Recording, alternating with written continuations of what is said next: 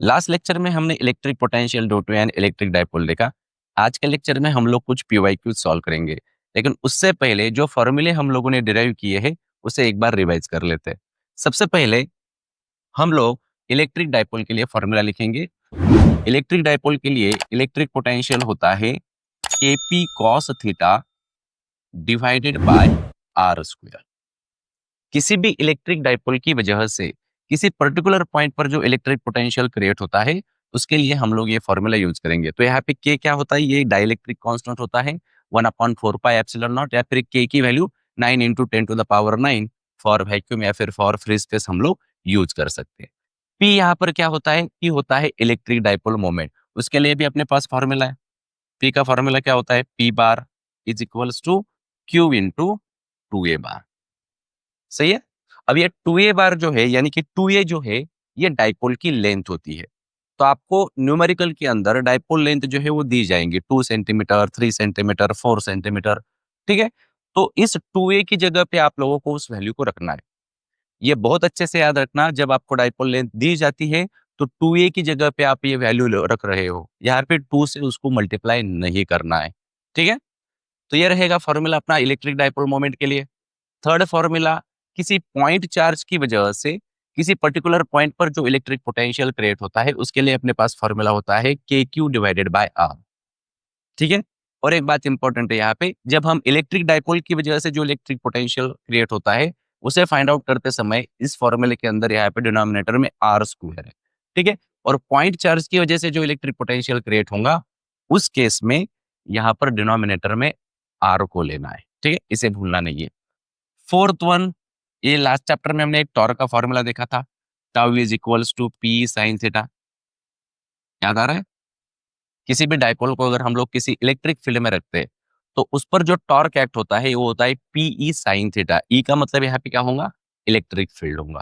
ठीक है। तो ये कुछ बेसिक फॉर्मूलेज है जो आप लोगों को याद रखने हैं। ठीक है। चलो तो अभी हम लोग स्टार्ट कर देते हैं। फर्स्ट क्वेश्चन है, देखो, N electric dipole is placed at an angle of 30 degree. तो यहाँ पर हमें सबसे पहले एंगल दिया गया है, थीटा जो है वो है 30 degree, with an electric field of intensity. Electric field भी दी गई है, ये कितना है, वो है 2 × 10⁻⁵ न्यूटन पर coulomb. It experiences a torque. Torque कितना है यहाँ पे, टाउ की वैल्यू जो है वो है 4 न्यूटन मीटर।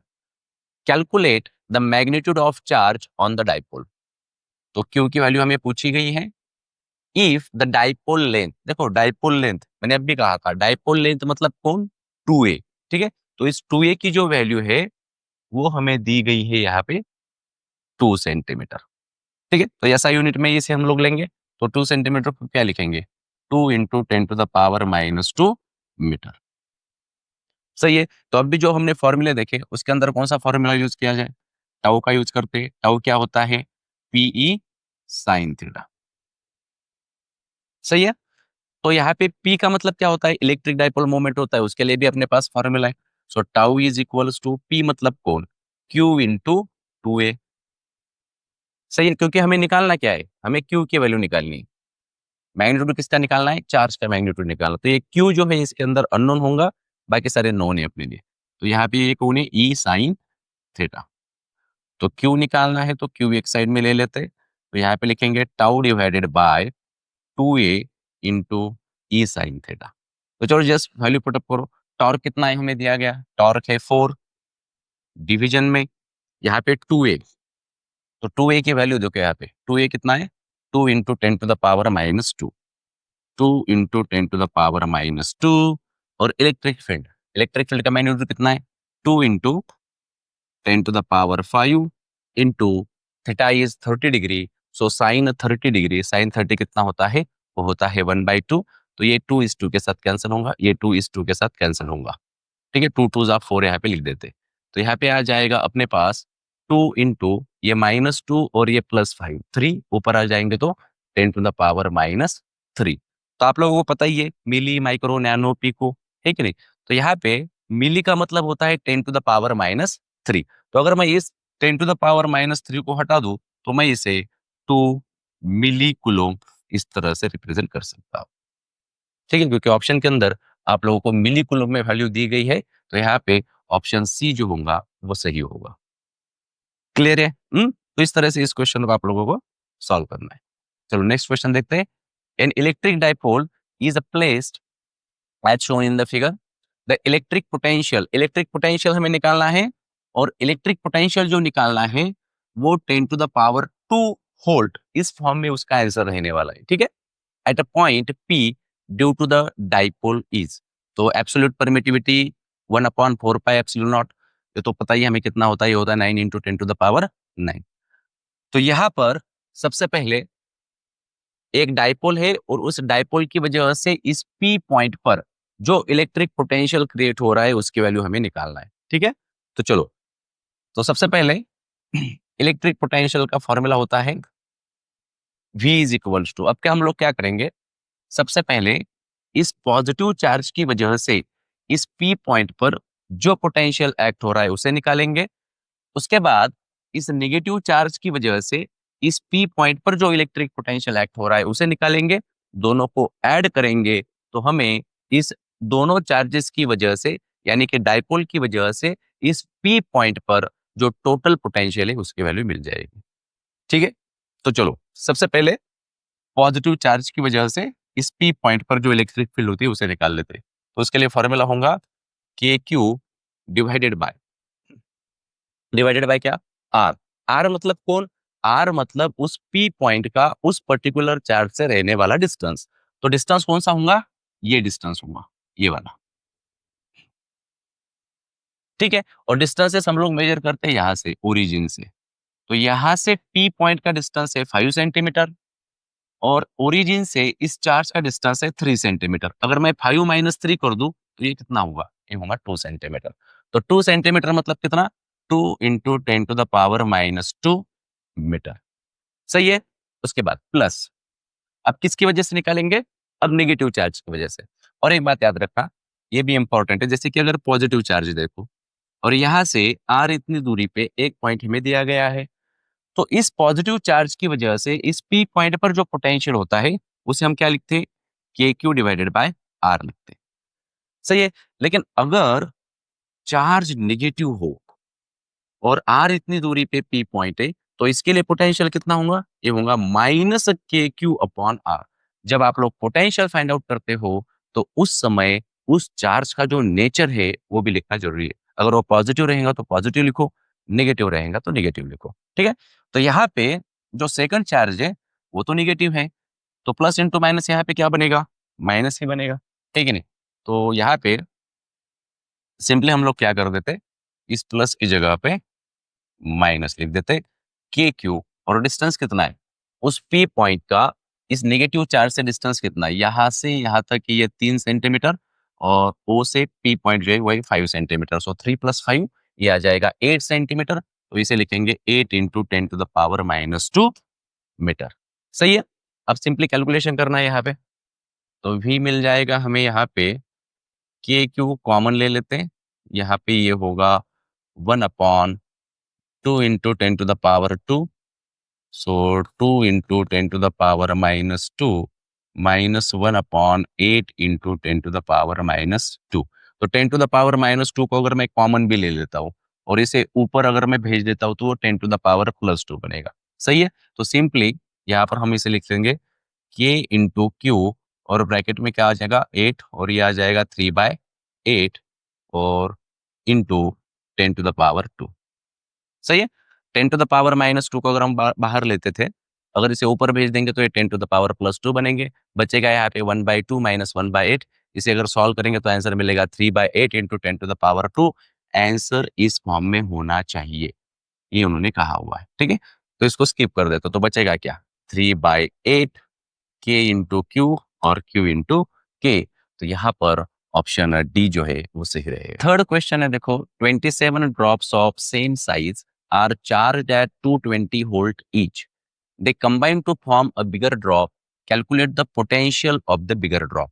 27 ड्रॉप्स को मिलाकर एक बिगर ड्रॉप जो है वो यहाँ पे बन रहा है।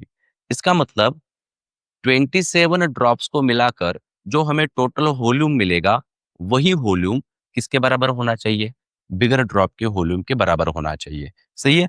तो हम लोग टेक्निकली यहाँ पर बोल सकते हैं कि volume of volume of 27 drops is equals to volume of bigger drop. है कि नहीं? क्योंकि ये बिगर ड्रॉप कहाँ से बन रहा है? इन्हीं 27 को ऐड करके तो बन रहा है। इसलिए उन दोनों का जो वॉल्यूम होगा वो सेम होगा। अब ये जो ड्रॉप होता है वो दिखने में कैसे होता है? वो स्फेरिकल होता है। इसका मतलब हमें वॉल्यूम किसका पता होना चाहिए? स्फीयर का वॉल्यूम पता होना चाहिए। तो बोलो फिर स्फीयर का वॉल्यूम कितना होता है? ये होता है 4/3 पाई आर क्यूब। अब यहाँ पे ये जो स्मॉल आर है, ये हम लोग स्मॉल ड्रॉप के लिए यूज करेंगे। और जो बिगर ड्रॉप होगा उसकी रेडियस के लिए कैपिटल आर यूज करेंगे। ठीक है? तो ये वॉल्यूम किसका बनेगा? ये वॉल्यूम होगा एक स्मॉल ड्रॉप का। हमें कितने का चाहिए? 27 का चाहिए। तो 27 से मल्टीप्लाई कर दो इंटू 27। और बिगर ड्रॉप के लिए क्या होगा? ये होगा 4/3 pi into capital R cube. सही, ये सिंगल ड्रॉप का है। जो बिगर ड्रॉप हमें मिल रहा है ये उसका वॉल्यूम है। ये किसके बराबर है? इन 27 ड्रॉप्स के वॉल्यूम्स के बराबर। तो यहाँ पर अगर हम लोग देखें तो ये 4/3 कैंसिल होगा, पाई पाई यहाँ से कैंसिल हो जाएगा, मिलेगा हमें 27 R cube is equals to capital R cube. तो यहाँ से रिलेशन क्या मिल रहा है? कैपिटल आर किसके बराबर है? 3 टाइम्स ऑफ स्मॉल आर के बराबर है क्या नहीं? मतलब जो बिगर ड्रॉप हमें मिल रहा है उसकी रेडियस जो छोटे वाला स्फीयर है इससे 3 टाइम्स ज्यादा है। तो ये तो रिलेशन हमें मिल गया रेडियस का। अब बात कर लेते हैं हम लोग चार्जेस की। तो 27 है, मतलब Q2 जो होगा, Q2 ये कहाँ से बन रहा है? ये बन रहा है 27 Q1 से। सही है? 27 को ऐड करके ही ये जो बड़ा वाला बिगर स्पेयर है, बिगर ड्रॉप है, ये हमें मिल रहा है। तो Q2 कितना बनेगा? 27 टाइम्स ऑफ Q1 बनेगा। और इलेक्ट्रिक पोटेंशियल का फॉर्मूला क्या होता है हम लोगों के पास? बोलो। ये होता है V is equals to k Q upon are. सही है? यहाँ पे के कांस्टेंट होता है। इसका मतलब V is directly proportional to Q and inversely proportional to R। सही है? यहाँ से ही हम लोग एक फॉर्मूला बना सकते हैं। देखो अभी तो फॉर्मूला बना देते। फॉर्मूला क्या होगा? फॉर्मूला होगा V1 upon V2 is equals to. अब देखो, ये वाला जो फॉर्मूला है ये Q के साथ डायरेक्टली प्रोपोर्शनल है। सही है? Q के साथ जो है पोटेंशियल वो डायरेक्टली प्रोपोर्शनल होता है। So V1 upon V2 is equals to क्या लिख दूंगा मैं यहाँ पे? यहाँ पे लिख देते हैं Q1 अपॉन Q2। सही है? और R के साथ ये इनवर्स रिलेशन में, तो यहाँ पे इनटू लिखेंगे और उल्टा लिखेंगे यहाँ पे R2 अपॉन R1। समझे कि नहीं? हम्म। तो चलो V1 कितना है? V1 है 220, रख दो उसकी वैल्यू यहाँ पे 220। V2 हमें निकालना है। Q1 कितना है? Q1 एज इट इज रखो। Q2 कितना है? ये 27 टाइम्स Q1 है। सही है? Q2 की वैल्यू कितनी है? 27 टाइम्स Q1। R2 कितना है? R2 मतलब वो कैपिटल R। ठीक है नहीं? तो ये है 3R। और R1 इसको R ही लिख देते हैं। ठीक है? R लिखो या फिर R1 लिखो, दोनों को चलेगा। R R कैंसिल होगा, Q1 यहाँ पे कैंसिल होगा। यहाँ पे 3 9 27 बनेंगे। और V2 निकल के आएगा 220 इंटू 9। तो ये बन जाएगा V2 इज इक्वल्स टू 18 और ये 19 वोल्ट। तो 1980, मतलब ऑप्शन ए जो होगा इसके अंदर सही होगा। ठीक है? चलो नेक्स्ट क्वेश्चन देख लेते हैं। नेक्स्ट क्वेश्चन है, देखो, electric potential at point P due to a point charge of 5 into 10 to the power minus 9 coulomb is 50 volt. The distance of P from the point charge. तो हमें distance निकालना है, मतलब R की value यहाँ पे निकालना है। चलो गिवन में क्या क्या है देखो। सबसे पहले हमें यहाँ पर दिया गया है चार्ज।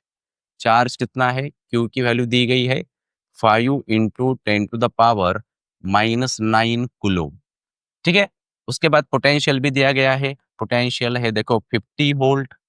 साथ ही साथ 1/4 पाई एप्सिलॉन नॉट, मतलब के। इसकी तो वैल्यू कांस्टेंट होती है 9 into 10 to the power 9। Newton metre square पर कूलम स्क्वायर, और हमें निकालना है आर।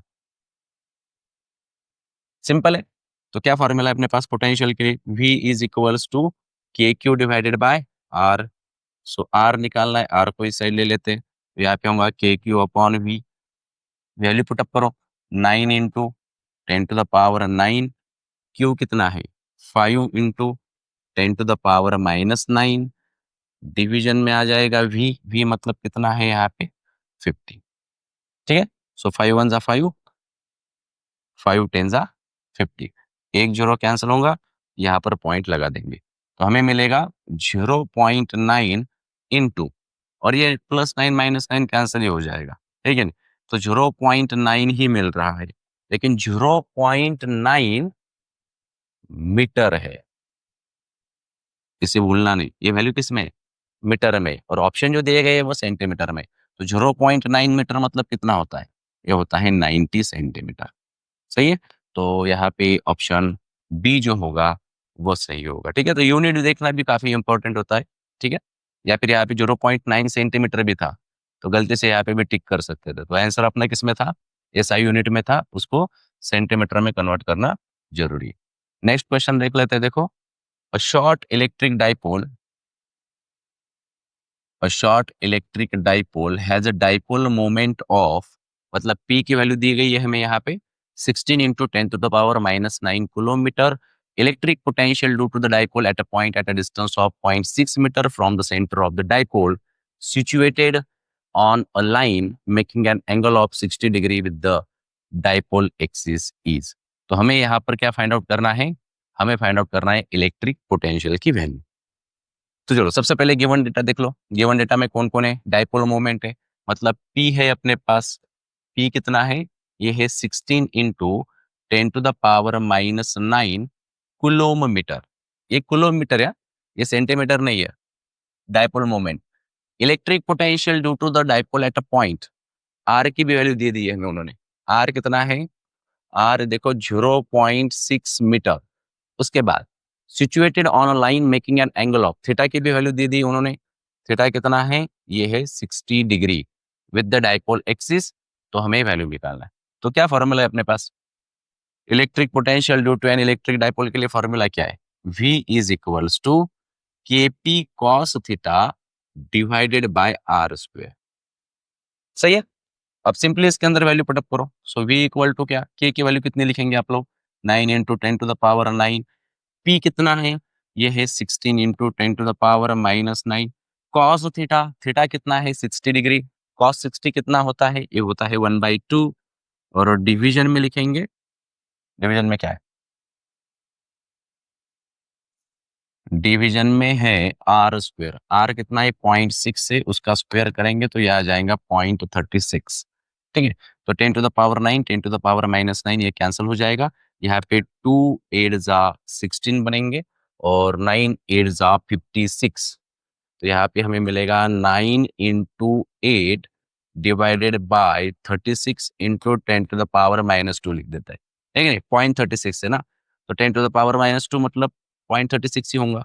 तो यहाँ पे ये बनेगा 4, ये बनेगा 2। सही है।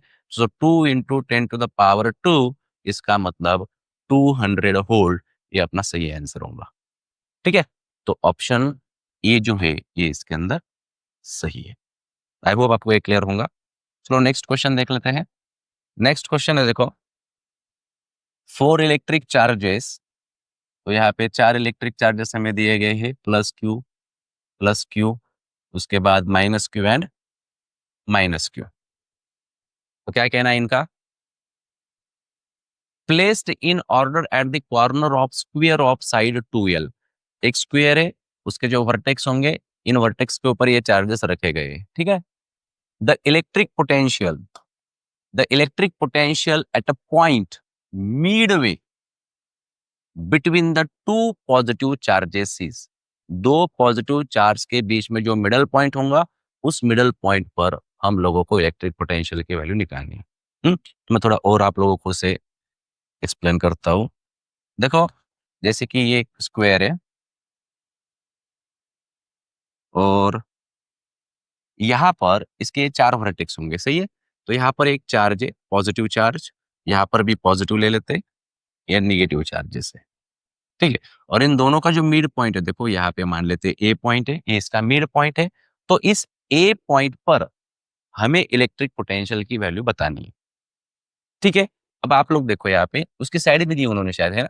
साइड देखो कितनी है, साइड है 2l, मतलब ये डिस्टेंस 2l है, ये भी डिस्टेंस 2l है, सारे साइड 2l है। तो ये बनेगा यल और ये बनेगा यल, है कि नहीं? 2l है, इसका ये मिड पॉइंट है, तो ये यल होगा और ये यल होगा। तो इस ए पॉइंट पर इस पॉजिटिव चार्ज की वजह से हम लोग पोटेंशियल निकाल सकते हैं। हमें जरूरत होती है डिस्टेंस की, ठीक है नहीं? तो डिस्टेंस ये ले। उसी तरह से इस पॉजिटिव चार्ज की वजह से भी हम इस एक पॉइंट पर पोटेंशियल बता सकते हैं। अब बात रहेंगी इन दोनों चार्जेस की।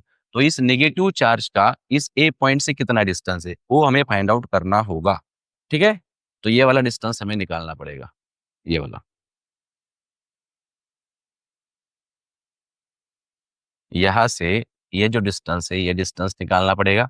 साथ ही साथ ये वाला जो चार्ज है, इसका भी ये वाला डिस्टेंस हमें पता होना चाहिए। सही है? तो यहाँ पर अगर हम लोग देखें तो यहाँ पे ये राइट एंगल ट्रायंगल बन रहा है। सही है? मतलब हम लोग पाइथागोरस लगा सकते हैं। तो पाइथागोरस से ये हाइपोटेन्यूज है। तो ये कितना होगा? ये एल है, ये 2l है। 2l स्क्वायर, ये होगा 4l स्क्वायर और l स्क्वायर 5l स्क्वायर। तो उसका स्क्वायर हटा दो, तो ये बनेगा √5l। ये वाला डिस्टेंस कितना बनेगा? ये वाला डिस्टेंस बनेगा √5l। अगर ये √5l है, तो यहाँ पर भी तो वही केस बन रहा है। ठीक है नहीं? ये भी 90 डिग्री, ये वाला भी डिस्टेंस कितना होगा? ये भी होगा √5l। चेक कर लो।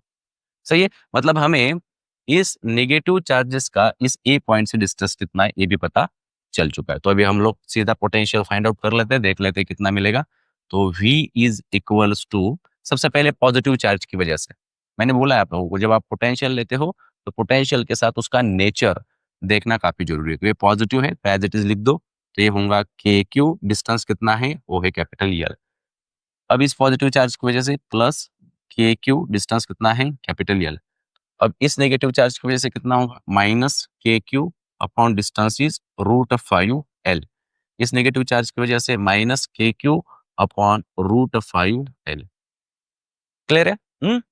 तो यहाँ पे ये दोनों तो सेम ही, तो ये आ जाएगा 2KQ अपॉन L, और ये माइनस 2KQ अपॉन √5l। तो 2KQ अपॉन L को कॉमन ले लो, तो क्या होगा? 2KQ अपॉन L कॉमन ले लेते, तो अंदर क्या बचेगा? यहाँ पे होगा 1 और यहाँ पे होगा -1 अपॉन √5। सही है? तो ऑप्शन में चेक करो। तो ये K का मतलब क्या होता है? K मतलब क्या होता है? ये होता है 1/4πε0। तो कौन बचेगा यहाँ पे अभी? 2Q अपॉन L, और ये 1 - 1 अपॉन √5। तो यहाँ पे 1/4πε0 दिया ना उन्होंने, इसलिए। तो है क्या कोई कहाँ पे ये ऑप्शन? ये देखो option B, 1/4πε0 2Q upon L into 1 - 1 upon √5। ठीक है? तो आई होप आपको ये क्लियर होगा। फिर भी अगर आप लोगों को कुछ डाउट होंगे तो आप कमेंट्स में लिखे, मैं 100% उसके आपको आंसर्स दे